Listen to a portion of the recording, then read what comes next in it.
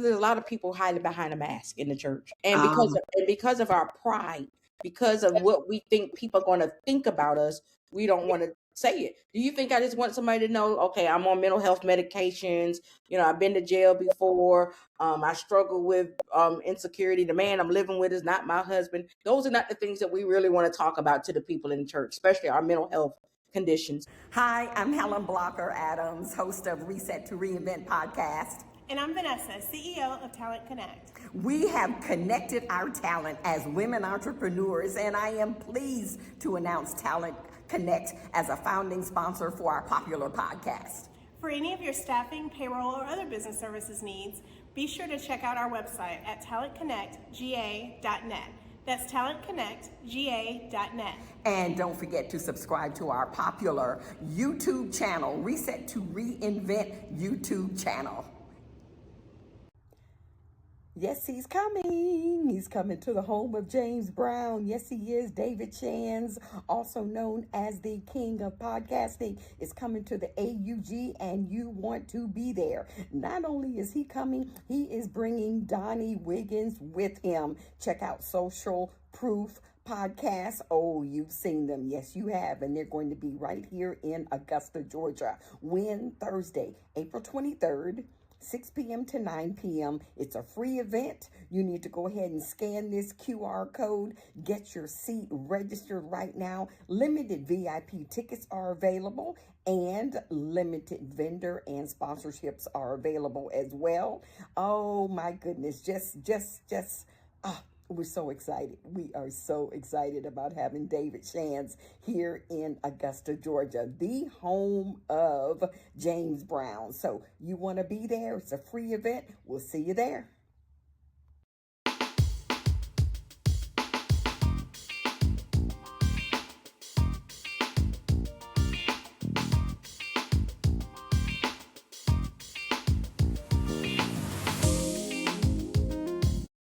Hello, and welcome to episode, this is episode 52 of Reset to Reinvent podcast. And what's so exciting about today is that it's been exactly a year, 52 episodes on the air, 52 episodes straight of Reset to Reinvent podcast. So I'm very, very excited about that. And also very excited and still on a high from the fact that 2 weeks ago, we were talking about the fact that we had exactly 50 episodes and 1,000 downloads, and both of those hit at the same time, which was February the 23rd. So yeah, we're rocking and rolling and really excited about what we're doing. So the month of March is Women's History Month, okay? Women's History Month, and I have got a woman that is our guest on this episode that I've known for a long time, and we're going to have a conversation in just a few moments. But I do want to let you know the theme of this year's Women's History Month. The 2026 theme is Leading the Change, Women Shaping a Sustainable Future. Leading the Change, Women Shaping a Sustainable Future. And when we start talking with my guests, I think she's going to be able to share with us some of the things that she's doing to build a sustainable future and the lives that she's touched and is touching. But she has quite a story, guys. She really does. And I've known her for a long time, and she had to remind me. So let's I'm not going to take up any more time. I want to introduce to you Melisha Johnson. Welcome to Reset to Reinvent podcast. Hello, Miss Helen. Good to see you again and talk with you again. Thank you. It is so good to talk with you. And, we bumped into each other on Facebook, I guess maybe about a month or so ago. And I have to admit, you were familiar, but then you weren't familiar. And of course, I don't want to say, it was a senior moment, but it probably was a senior moment. And then you reminded me where we know each other from. So here's what I want to do. Share with us a little bit about Melisha Johnson. All right, so I'm Melisha Johnson, currently residing or soon to be residing in Dublin, Georgia, but was in Augusta in the year of 2008. Had my own business called Memory Makers Event Planning, which I did like events for parties, weddings, different events, and how we came in contact. I think at the time you was doing like network on the mic. It was a networking. Oh, Remember yes. that? Yes. Yeah. Yeah, and I remember we've been knowing each other since then. I think you did a bridal show at the Marriott, so I was able to be a part of that as well because of what I was doing. Um, so yeah, I was there in Augusta, trying to build a business, trying to do some things, and basically trying to live and hide at the same time, if that makes sense. Okay, live and hide at the same time. And so, are you saying that you were living like a double life, if you Yeah, will? I would say that. I would say that I was living a double life. I will also say that I was hiding behind a mask because I was very heavily populated in the church at the time, which I have been my whole life. I always knew about God and everything, but I dealt with a lot of things. I dealt with some mental health. I dealt with some low insecurity, rejection, abandonment, and I felt like I had to do things to get people in my life. I felt like I had to show them who I really was, which was who I really wasn't. So it was a very exhausting life trying to be more than one person. And then like I said, hiding behind that mask because I really didn't want people to see the issues that I had and the struggles that I had. What was behind that mask? Behind that mask was a lot of deception. And the deception, lying from the how old I was at the time, or how successful I could have been at that time, or a little bit of my background, a little bit of my mental health problems, even past arrests that I've had. I did not want nobody to know that part of me because I wanted to look good in people's face. I wanted them to see that I can make it, I can be successful. Call me, she'll help you. Trying to be the savior, really, and was doomed for destruction, really. And the thing about it is, from what I remember, you were doing those things. I mean, Hmm. you were, we partnered up on several different events, and you were a make things happen kind of person. Hmm. And so I didn't see. I'm usually a pretty observant person, but then I always see the best in people and not the worst. Or let's just say you're with somebody, and then they'll say, well, you better watch out for this person, did this.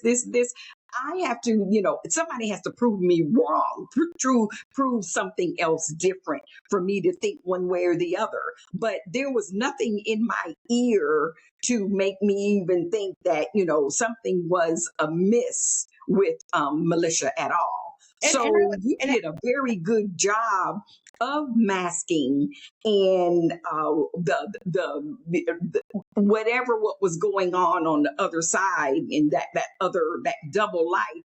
So when did it blow up? When did it get to a point where it blew up? well, I do want to piggyback and say that I am a genuinely good person. I'm a nice person. That I say I grew up, like I said, I grew up in church, so I grew up respecting my elders. Yes, ma'am, no, ma'am. So that was genuinely Yes. me.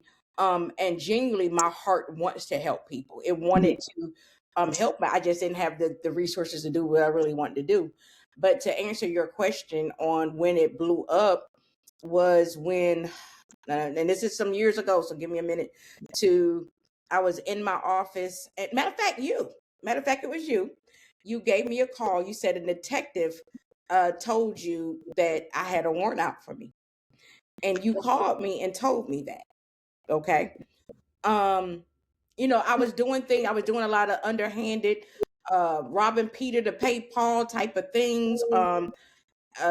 doing a lot of, and I had an outstanding warrant. And at that time, I think it was for a probation violation, because what you didn't know, I was on probation during all this time. Okay. And the Uh, probation was for what? Theft by deception. All my crimes have been financial crimes, of some sort, of Okay. some sort. And Okay. matter of fact, you called me, and I can't remember the detective name, but I remember you calling me and say there was a warrant out for me, and the man, and I said, okay, I'm gonna take care of it, when I knew I wasn't going to take care of it. And I think several days later, you called me back, and I really started avoiding you. Okay, because I already knew what the question was going to be. And I was trying to figure out, what am I going to do? Because I got my office set up, I got a house with kids my son in it. So I was trying to figure out a plan. And then all of a sudden, my pastor called me. Okay. Mhm. And of course, I'm going to answer the phone for my pastor. Right. So out of concern, you called him. Yes, Out of yes, concern, you yes. called him, Just and that's how it let's happened. do a timeout. So, because we were connected with events and the things that we were doing, this detective knew me, and he was my friend. Mhm, And apparently, your name must have come up, and then they were like, "Wait a minute, that's the lady mhm, who's working with Helen with whatever." Now I mhm. can't remember those specifics, Right. but I do remember because I was concerned. Yeah, Mhm. you're right. You are a nice person, and sometimes we can get caught up. Life can get us caught up, and before we know it, we can spiral out of control, and then there's no more control. Right. And that almost sounds like, and I'm going to deviate a little bit. For me in 2014 when I ran for mayor.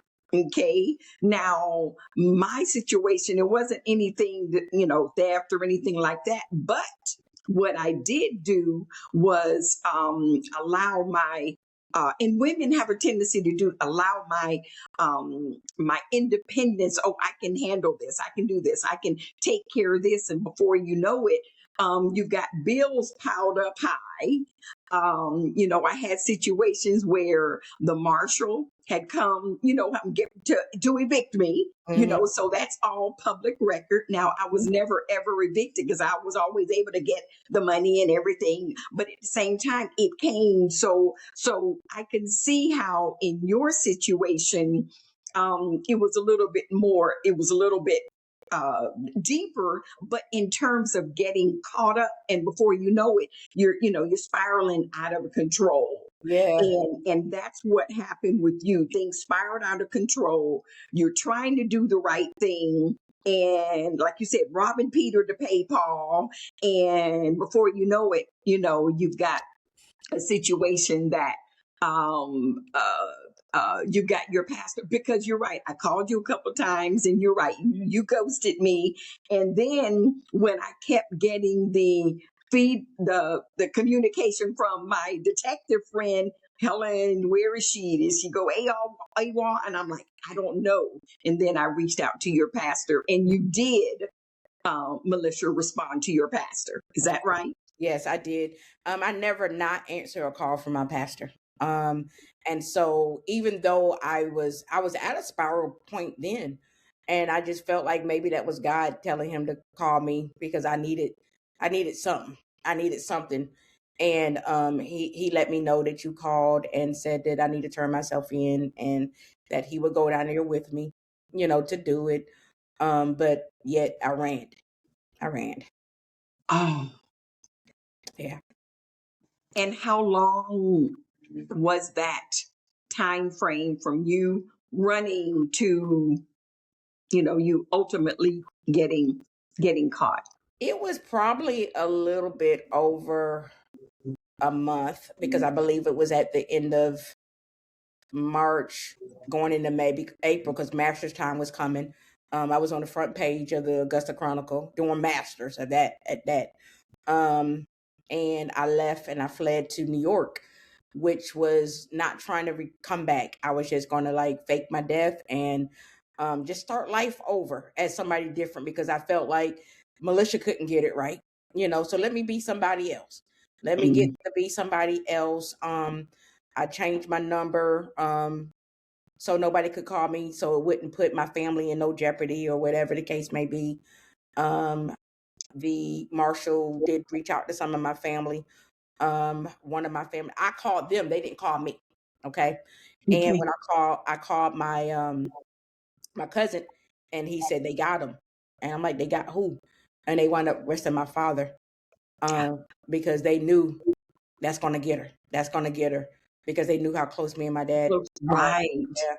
Yeah. And I couldn't do nothing. So immediately, what I tried to do is just try to send the attorney at the time some money so he could help my dad, get my dad out, and different things that nature. Once the charge was dismissed, because they just arrested him just for me, you know, Right.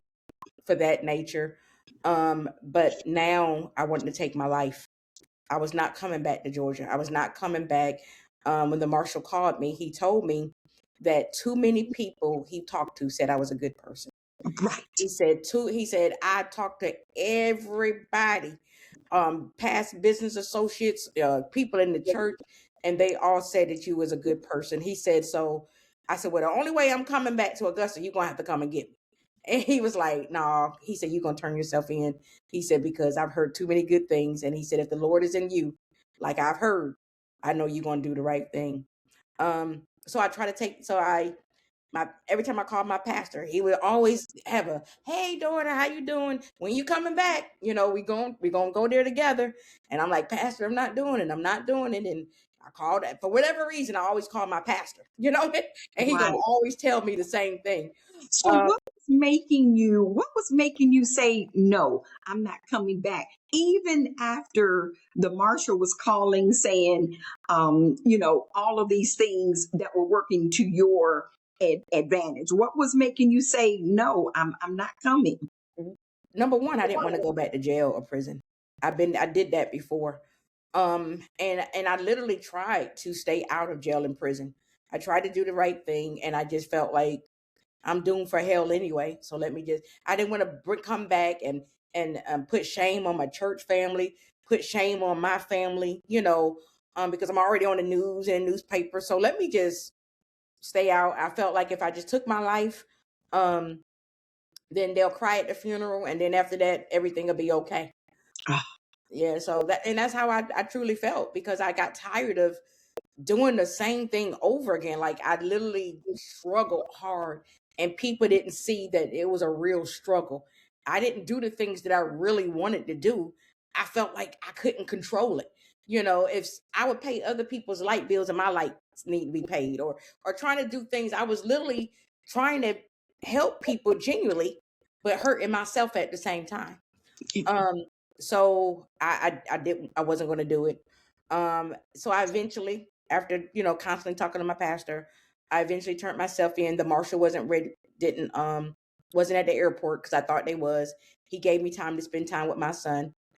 Before I turned myself in, he was going to allow me to do that. Mm. Which he God's did. grace. Nope, nothing but God's grace. Mm. And but that morning, as I'm driving to Augusta with my aunt, I had already my grandmother was living at the time, and she had dementia, and I took the pills in front of my grandmama and just told her I was sorry.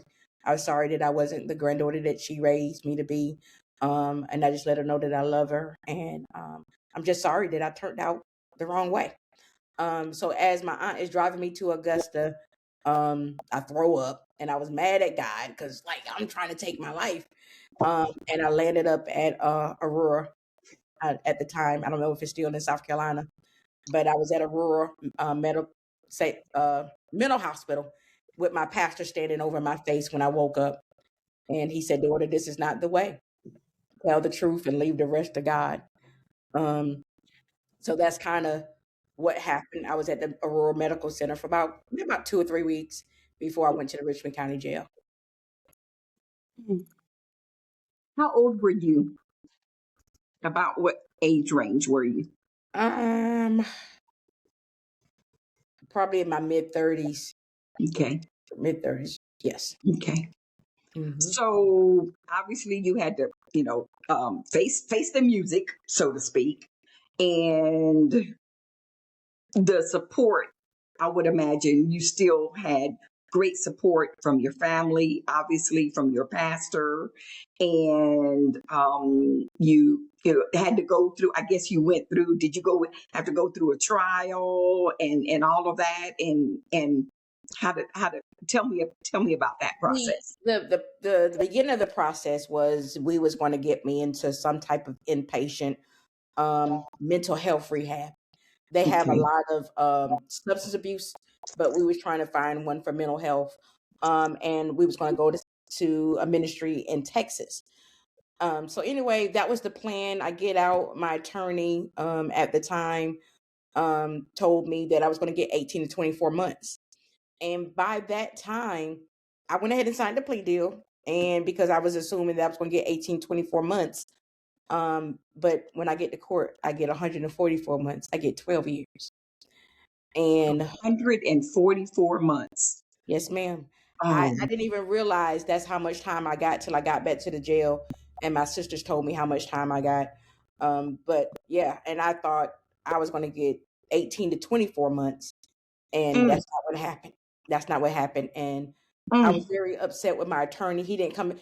I didn't see him. I haven't seen him since that day. August 31st, 2011 was the day I got sentenced. And I have not seen him since sentencing. He didn't come and talk to me afterwards. He didn't say nothing to me. I wrote the state bar up on him, and I did. That's how I got a response. But that's it. That's it. Oh, Yes. So how much time did you serve? 10 years. I served 10 Years. years. And I'm not going to say it was all bad, but it wasn't all good either. But I served 10 years. I started in Tallahassee, Florida. I did federal time, so it wasn't the state of Georgia. So I Mm, did fed time. Started in Tallahassee, Florida. Then I got moved to Ellisville, Alabama, with a tornado tore the roof off the building while we was there. And yes, and I ended up at Coleman, Florida. That's where I ended up at, and I got out through the First Step Act under President Trump's first term. He signed the First Step Act, and it was during COVID and all of that. And because I had already served about 80% of my time anyway, okay. good conduct that I did while I was there in the different classes and program, I was there. That's how I wound up getting out early. I am just so proud of you. Thank you. I am so proud of you because what our listeners are going to hear is, there's another side of Melisha Johnson, Mm, and I know that you've always been, and that's another thing. Let's talk about the fact that um, there's there's a perception that if you go to church and you're a good person, and that you go to church and you got a relationship with your pastor, a relationship with your family, close with your family, that you can't spiral off and get in trouble and get incarcerated. Some people just think that everybody that's behind bars are just bad, evil people, but that's not the case. no, ma'am. And have you experienced that in terms of the mindset of people? Yes, ma'am. First, and that's why I speak to the church a lot, because there's a lot of people hiding behind a mask in the church, and Um, because of our pride, because of what we think people are going to think about us, we don't want to say it. Do you think I just want somebody to know? Okay, I'm on mental health medications. I've been to jail before. I struggle with insecurity. The man I'm living with is not my husband. Those are not the things that we really want to talk about to the people in the church, especially our mental health conditions. But then going to the prison, I tell you, there was a lot of people that I would not have hung around that's in the prison, okay, because of what they did, like whether they using drugs or whether they drug dealers or prostitutes or whatever they was doing. There right, was people who I would never associate myself with, but going to prison, it showed me that they're people too. And you don't know what somebody's story is and how they get to the situation they got to. right, Yeah. right. And I have some wonderful friends, and I would never deny them, never disown them, because of their past or because of their convicted felon, because we was there for each other during those times. We celebrated birthdays, our Christmases, our children's birthdays. We even, people even lost their children or their parents, and we was all there together. So they are my sisters, and I claim them for life. How did you, okay, you served 10 years. Mhm. How did you mentally um, deal with the idea that you were so far away from home? Obviously a family couldn't come like every weekend, like if you were here in Augusta. Mhm. Um, how did you get through? Because 10 years is a long time. Yes, ma'am. It's a very long time. First of all, other than the grace of God, that's I'm saying God Mm. kept my mind sane. We lost people during COVID time. Like I said, the separation of being away from my son. He even got married. While I was in prison. High school, a lot of stuff that happened. Yeah. So it was us. It was us. We helped each other. So it's We like a sisterhood, if you Yes. will. Yes, we was there for each other. We cried together, we laughed together, and we did the time, but we didn't let the time do us. Now, Ah, and that's a difference. It's a difference because you could have some hard time in prison. But I will say too, my family, my immediate family was there for me. They didn't leave me. Did they like what I did? Absolutely not. But my dad, my sisters, and I got two aunts that stood with me through that time. When girls got out, I would tell my dad to pick her up from the Augusta bus station, take her here, take her there. Because see, I'm still trying to help people. But right. but God had to show me that you can still be a blessing and you can still help people, and you don't have to do anything wrong to help them. And I built relationships, but that's how I got through my time. Other than the grace of God, it was the sisters that was in there, and thank God for my family support that never left me. So your so you got out. Um, what was the how long has it been since you I, so 5 years, you've been out 5 years now? yes, ma'am. Hmm. So did you have in your mind before you um, uh, left those chains and barbed wire fence and all of that, did you have a game plan in terms of what you wanted to do? Because obviously you have a story that's so compelling. Could also be in a Lifetime movie based on some of the things that you were talking about. And Hmm. I know we didn't go into the nitty gritty, but that's not necessary. But I think there needs to be a book if you haven't already started writing a book. Certainly. Yes, ma'am. Okay. Okay. Absolutely. For sure. So did you have a game plan in terms of what you were going to do? Because now you're in ministry and we are going to talk about that. Hmm. Because I want our listeners and viewers to know that, that you can go through some stuff, and everybody's stuff is different at different levels, but it's still stuff, it's still hurtful, and mental health challenges is real. Yes, it is. um uh uh Hiding behind that mask is real, Hmm. and more real than a lot of people, especially women, don't want to deal with, you Hmm. know. But you can now be able to be a witness to say, hey, look, I came from behind the mask. Did it hurt? Yes. Did it impact my family? Yes. But somehow you still have to keep moving forward so that you can be able to help somebody else. So did you have a game plan? And if not, how did you, what does the last 5 years look like for you? Well, I didn't have a game plan when I got out. Okay. I knew I was going to be with my sister. And I went with her with just the clothes on my back. And that's what I came home to. Mm. And because gone, I lost everything. I lost my home, all my furniture, everything that I accumulated that time I lost. So I was literally starting over again. Mm. But one of the things that God taught me while I was in there is humility. You Is know, what? humility. Humility. Yes, he taught me humility. Mm. So I was patient with, you know, getting things back, little by little. Um, Going to Walmart was anxiety for me, then we got these cell phones out, and then during COVID, and it was a lot. It was a lot. But eventually, I couldn't really get a job there in Dublin. And so I said, I'm gonna go to Augusta.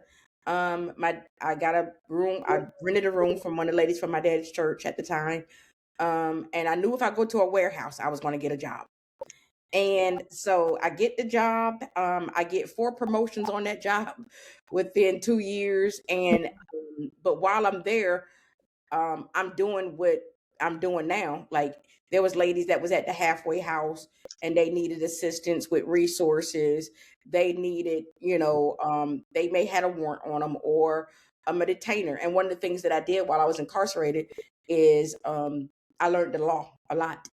I learned the law a lot. I took the paralegal course. I'm talking about, I helped a lot of people get out of the sentences early, or get warrants or detainers off of them. So I was skilled in that area. And so, still working at the I think it was Keebler at the time. I can't remember. Yeah, Keebler. And while I was there, I get a call from a lady who I did time with in Ellisville, Alabama, and she got a pardon through President Trump before I left. And Kim Kardashian and all of them helped her. And she wanted me to write my first, write my story in the USA Today.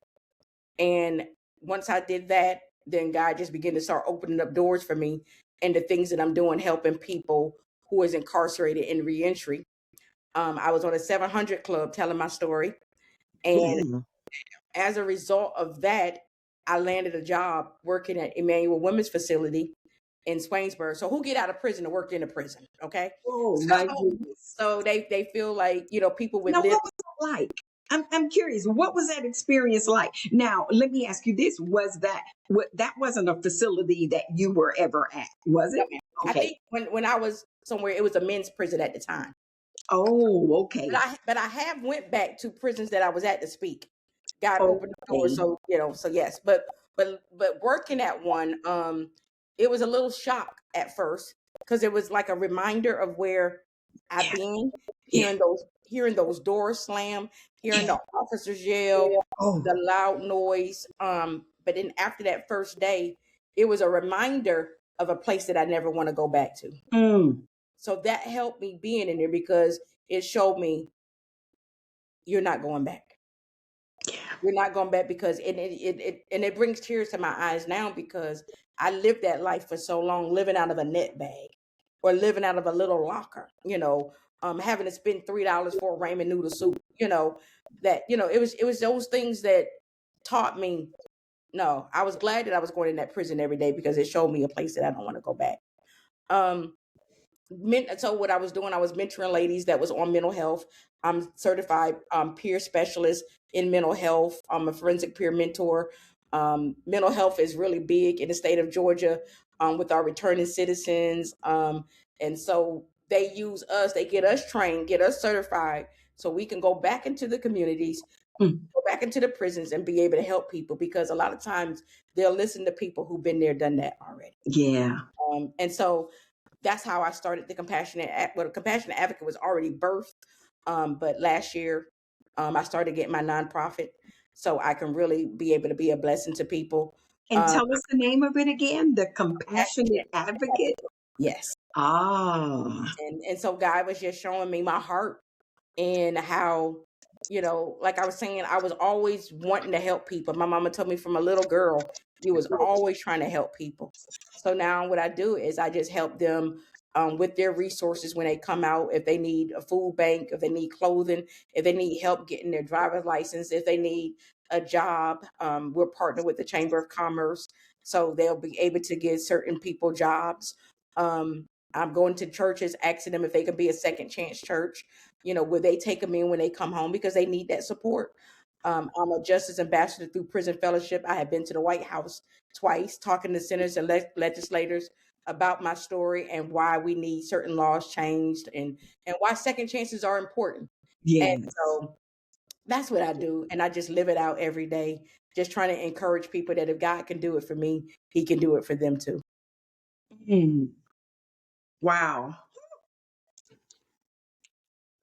That is just um so you're in terms of, okay, so for someone that's watching or listening, and maybe they didn't get in trouble with the law, but they still got in some type of trouble. They spiraled out of control and they're not who they are supposed to be. Mm-hmm. What would you tell them? What would you tell them to encourage that person, based on your experiences and what you've seen over the years? I would definitely tell them to go seek some help. And it's harder to go to people who you know. So find somebody who you don't know, you know. I would say go to the yellow pages, but we don't have it. But Google it, you know, there's people who will help you. You could even find something called peer support. And those are people are who been on drugs, have mental health conditions, has been in prison, you know, whatever the situation may be, domestic violence situations, whatever it may be, and just talk to somebody, you know. And that's what I should have did a long time ago, not letting, because I didn't want nobody to think I had a problem, because I can fix it, you know. I was Miss Fixer, you know, trying to be the savior. But definitely seek help. And you may not have a person who, you may never been incarcerated, but you know somebody who's been incarcerated, Right. you know. And so you definitely, you know, we definitely try to pray for the families that's of incarceration as well. Just try to help them as much as we can. But the main thing is seek help. And if you're a faith believer, definitely, definitely. If you can't talk to your pastor, you don't need to be there. I'm just gonna tell you that. If you don't Yeah. feel like you can be open and transparent with them, you don't need to be there. And if you feel like if you're a Christian and you still struggle, you know, call me. Call me, because I know what it's like to really love God and still struggle. Mm. And that when you said earlier, you learned humility, and that humility had a lot to do with Oh your willingness to seek help. Those yeah. two Yeah. go hand in hand. Yes, ma'am, for sure. And I talk about, I am so open and I'm so honest and transparent with stuff, because I feel like that's the first step to healing, is admitting it. Yeah. It's acknowledging. Peeling the mask. The Just mask get is it. gone. That's it. Right. And I've learned so much by me just being raw and transparent, that I get help that way. You know what I'm saying? Yeah. Regardless of whatever it may be, whether it's financial help, whether it's spiritual help, whether it's mental help, I get it because I talk about it. You know, and God has people there for each and every one of us. Your struggle may not be my struggle, but we all struggle. Right. You know, I know people who never did anything to get in jail, going to jail because they knew somebody. You know what I'm saying? Um, Conspiracy is for real too. You yeah. know, so but yeah, definitely seek help. Definitely get some help, because that's a hard road to go through while being incarcerated. We're in the middle of Women's History Month, and the theme for Women's History Month is leading the change, women shaping a sustainable future.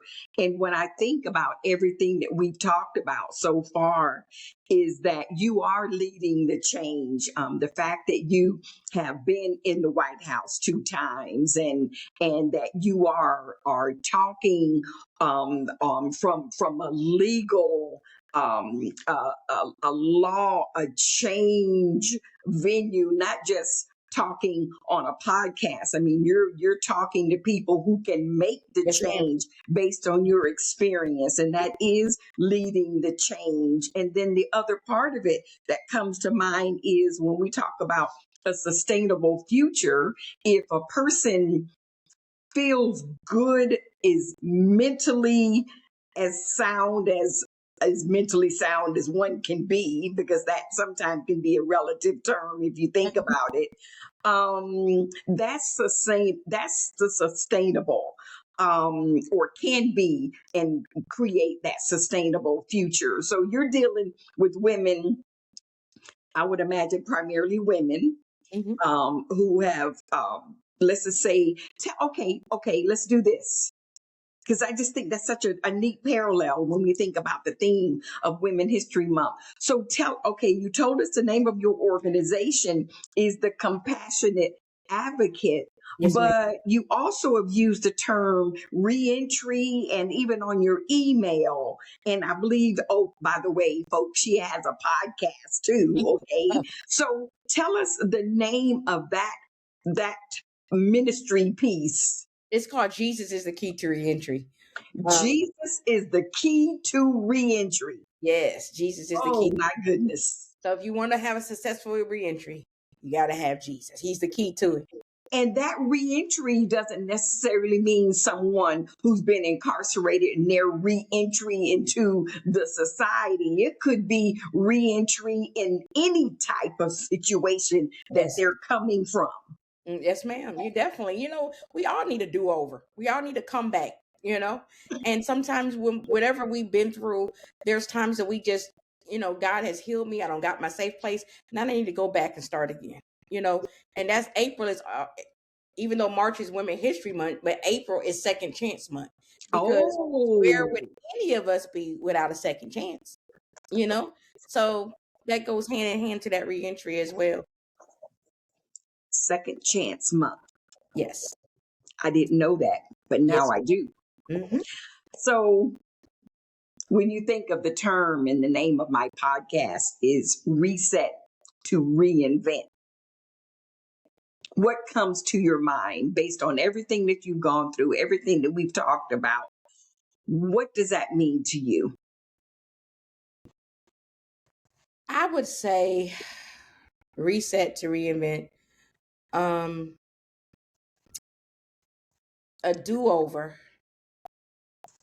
for something new. I didn't go back. God had to do some things different in me. Whether it's through my spiritual, my education, my mental health. So I had to get a do-over. I had to reset. I had to stop and press the pause button and then hit it again. Okay. And to reinvent, because I'm not trying to fix something that's been broken. I'm trying to start something new in my life, if that makes sense. Mm-hmm. So God had to push that pause button on me. Okay. He had to push it. And then once he hit the button, he resetted me into the person that he wanted me to be, to the woman that he wanted me to be, to the woman that he created me to be. So I can go out here and be a change agent. So I can go out here and be able to help other people that are struggling. Maybe they haven't went through what I've been through, but they're just struggling. And they need somebody to help lead them and guide them along the way. Oh my gosh. The Compassionate Advocate. So if a person wanted to get in contact with you, tell us about your social media handles, website, any of those things so that someone can get in contact with you. You can just go to our website. It's Jesus is the Key to Reentry. You'll have the ministry part, and you'll also have the Compassionate Advocate there. It'll tell you about the different resources that we provide. It'll tell you about the speaking engagements, whether it's in churches, prison, schools, whatever we're doing. You'll see our board of directors. You'll see some of the services that we provide for the people who's incarcerated and their family. That's Jesus is the Key to Reentry.com, and also on Facebook, the Compassionate Advocate. We're there. We're getting prepared for Second Chance Month. As we said, we're on the road to second chances. So, but definitely Jesus is Key to Reentry.com is our website, and the Compassionate Advocate is our Facebook and Instagram page.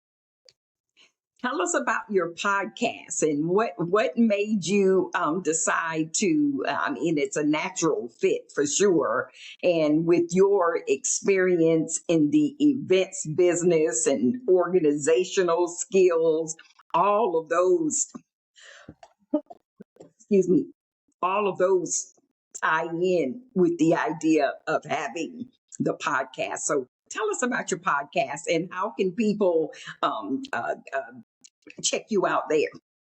Well, it's Jesus is the Key to Reentry podcast. That's the name of the podcast. I actually had the podcast before I actually had the ministry and different things to that nature. So Oh. that's the podcast. The gentleman that he got out under the First Step Act as well. We was in the USA Today, telling our stories, and God put us together to start the podcast together. And he was talking about from a men's perspective. I'm talking about from the women's perspective. Mm. And then we decided to go separate ways. I kept my podcast, because it's something God birthed in me. And basically what we do is we share stories of people who's been incarcerated and came out and doing great. Or God has gave them a second chance to. We interview pastors that have second chance stories. I've had, gospel singers come on and share, those who support prison ministry and reentry ministry, people who have rehabs. I had Jared Williams, our district attorney, on there as well. So we just go around just letting people know that second chances are for everyone, and to encourage more of the society to get involved with our second chances, because when people come out of prison, they're coming right back to our neighborhoods. They're coming right back to your towns and to your cities, to your church. And what are we to do as a believers? And that's what our podcast is about. Oh, I love it. I love it. I love it.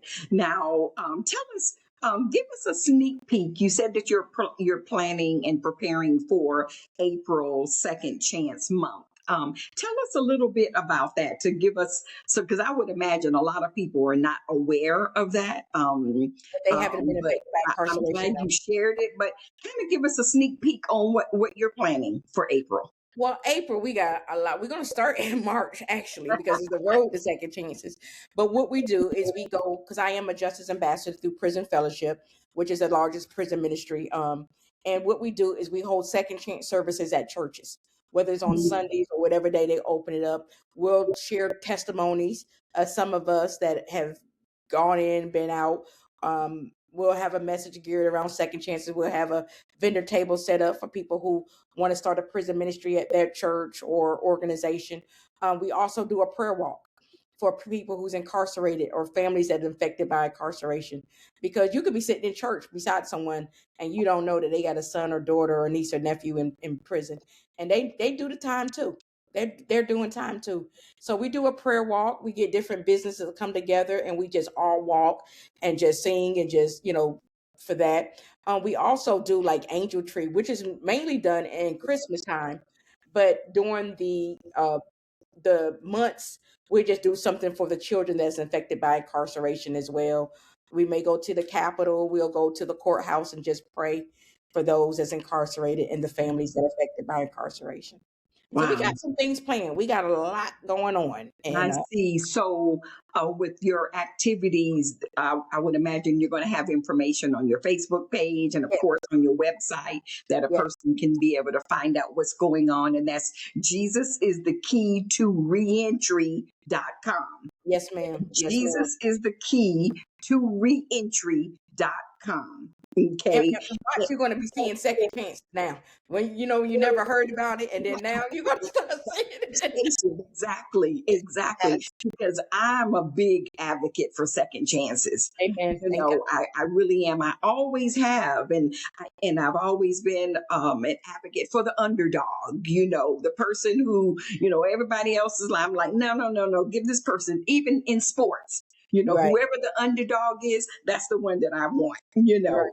And I don't know where I got that from, but Melisha, let me just say this. I'm really happy that we've come full circle.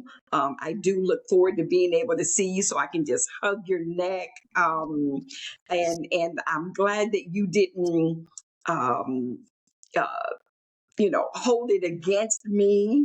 All of those years for reaching out, saying, "Hey, look, hon, just do this." I was from my heart looking out for you because I just didn't want anything worse to happen to you than was already happening. And then of course, I really wrestled with, reaching out to your pastor, but I'm like, he's also a friend of mine, and I'm like, I have to do it. Maybe she'll respond to him, and then ultimately you did. So I'm glad that we've come full circle with that. Yeah, definitely no pun intended or anything in that nature. I look at it like, because it could have been worse. You know what I'm saying? It could have been worse. It could have knocked down the door, or been in my house with my child was Yeah, there. So, God do say warning before destruction. So, yeah, that was the warning. That was the help that I needed. yeah. Even though I didn't go right then and there, but thank you for, even because some people know stuff and they won't even try to help you. You Right, know what I'm right, saying? They'll just let you go your way. Well, it ain't got nothing to do with me. But right. to me, it shows a form of care and Yeah. concern. So Yeah, thank you for that. Thank you. absolutely, absolutely, and so much love, so much love. The compassionate advocate. Check her out on Facebook. Make sure that you like her Facebook page, and let's do this. Is there anything else that maybe we have not touched on? Anything else? Because we do promote our episodes quite a bit, and we also get the little magic clips so that we can put them out there. Is there anything that we haven't discussed or said that is on your heart that you want our listeners to know and experience and hear directly from you as we wrap up today's episode? We covered a lot, but I definitely want to say, where would any of us be without the grace of God? Your second chance may not look like my second chance, but we all need second chances. And so I just encourage you, if you know someone who's struggling, if you know, because sometimes people know stuff and they still won't try to, even if they have the means to. But if you know someone who's struggling, let them know that your ear is there for them to talk to, or your hand is there. It's a scripture in the Bible that says, "What you do for the least of them, you're doing it for Jesus." So just put yourself in that situation, and let's not try to be so judgmental and talk about this person and that, and let's try to be a help to them, because as we are going into second chances, we all need it. We all need it, and you'll want somebody there for you. Bless you, bless you, bless you. Thank you so much for joining me today in celebration of Women's History Month, and I hope that you have just been inspired as much as I have. I mean, this is just. I really we can't talk anymore, or else I'm going to be crying. Okay, but I am just so super super proud of you and where you. And I mean, I can imagine 5-10 years from now, she's probably going to be definitely at the White House, knocking down doors and laws to make things better for people, especially second chance type of situations and mental health situations, and making things better. She's always been a compassionate person. She's still a compassionate person. And so you got the compassionate advocate on Facebook. So thank you again, Melisha, Thank you for having me. for joining me today. And listen, you guys, make sure that this is an episode that I want you to download. I want you to like. I want you to share, because somebody out there needs to hear what Melisha has shared with us today. Somebody needs to be encouraged. Somebody needs to hear real talk. And that's one thing that anybody that knows me know. I'm not going to sugarcoat stuff. This is real talk, and that's what people need, is authenticity, and that is what has been helping Melisha along the way over these past 5 years. And the more she talks about it, the more freer she can be. And it doesn't matter what people say and what they think, because they're behind a mask dealing with some stuff too. Okay, and that's the whole purpose of being able to just be authentic, just be real. And is it hurtful? Yes, no doubt about it. But God's grace, and that's what she said, God's grace will get us through. So make sure that you like, subscribe, download this particular episode. Make sure that you subscribe to Reset to Reinvent podcast channel on YouTube. We really want you to do that. And listen, that's all I got, folks, for this week's episode. Celebrate Women's History Month. We've got more guests coming this month of March, and I'm just really excited. And so long, Melisha. Make sure that you hold on for a moment before we're going to wrap up, but hold on just for a moment. Okay, listen. Hey, you know why I want you to have a great week ahead of you is because you deserve to be inspired. Today's episode of Reset to Reinvent podcast is brought to you by the Adams Group Agency, developing final expense leaders.